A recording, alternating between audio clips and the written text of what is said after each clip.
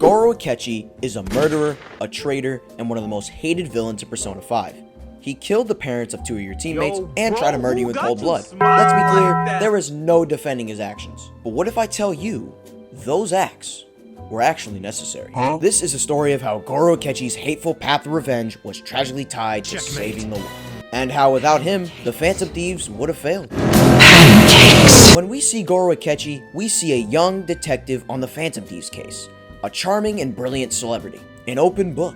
Identity and past all out to the public eye. Something the Phantom Thieves avoid heavily. In fact, Goro Akechi even goes on to challenge the Phantom Thieves, saying that quote-unquote changes of heart are really brainwashing and sidestep the legal system. Which is a genuine good point. If this change of heart was forced, can you really say that they had a change of heart? Or were they just forced to? Perfectly fitting him as the public rival of the Phantom Thieves. But it's all a lie! Liar! This polite smile is really just his version of a mask for his real work. Because Akechi doesn't really interest himself in justice, he interests himself in power. His public profile allowed him to rise the ranks and potentially become the right-hand man of Masayoshi Shido. Hopefully I said that right. Of course, this wasn't with good intentions, as Shido hires him to be his metaverse assassin, aka the Black Mask. And spoilers for any of y'all who haven't played Persona 5, this is kind of big spoilers, but you know, you're this far. He is the one responsible for the mental shutdowns in Tokyo. What about the other one though? The one with the black mask? Every single one of them.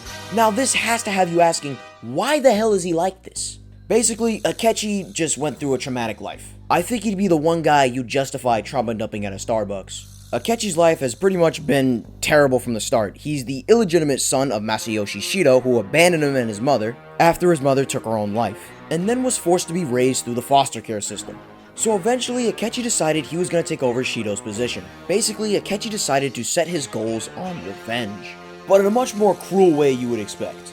Instead of trying to kill his dad right away as soon as he got this power, he actually used it to push Shido to become prime minister, actually killing any of his opponents and anybody in his way. Akechi's plan was to literally give him anything he desired, then reveal his trump card and kill him while he had it all. He was a devious man. This guy killed 2 of your teammates' parents, Futaba's mother and Haru's father. But actually, I didn't know this, apparently Akechi can choose the way you die? I thought it was just mental shutdowns, but whatever. I should know this, I've literally beaten the game 4 times.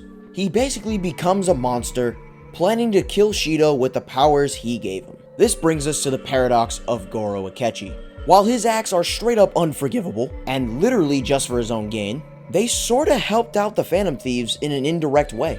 Akechi's public criticisms make them more careful, and the trap that Akechi set up in Sai's palace became one of the catalysts for their greatest moment. After the casino heist, Akechi's plan to capture and execute Joker should have really worked. But our heroes already had a plan. They knew Akechi was going to betray them, ironically because of pancakes. Yeah, it sounds crazy.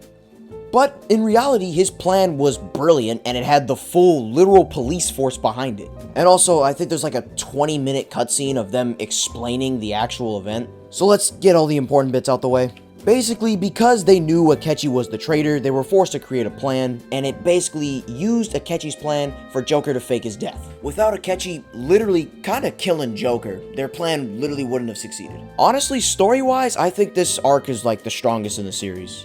And the pinnacle of the original Persona 5 story happens in Shido's palace, where Akechi ambushes the Phantom Thieves, and reveals that he, like Joker, can hold multiple personas, as he reveals his second persona, Loki, the god of chaos.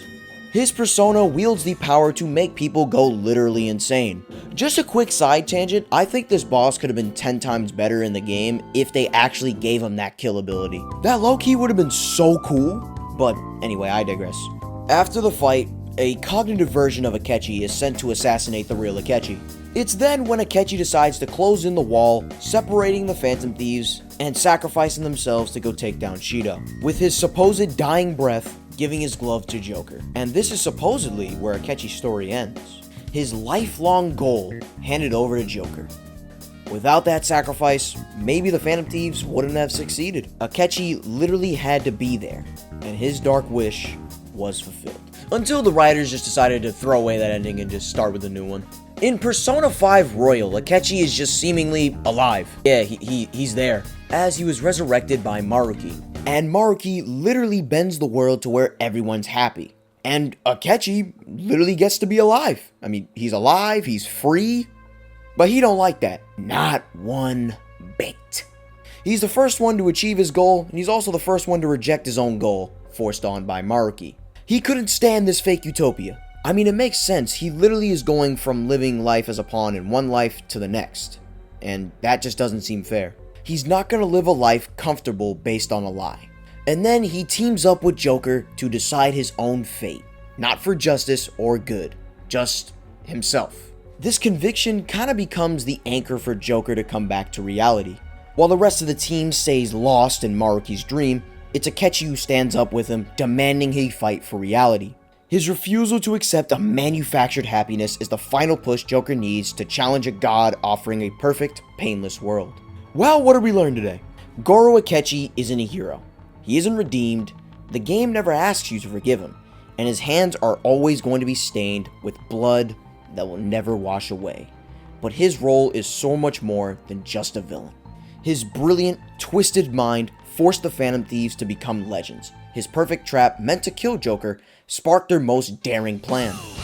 His selfish sacrifice was the only reason they reached their final enemy, and his bitter refusal to accept a false paradise led to them saving reality as they know it. But hey, what do you guys think? Do you guys like Goro Akechi? Do you think he's a good character in the story? Comment below, and comment any other characters you want me to do too. And if you guys want, I got a video just like this on Yoichi Isagi. Alright, that's it for me, y'all. Peace.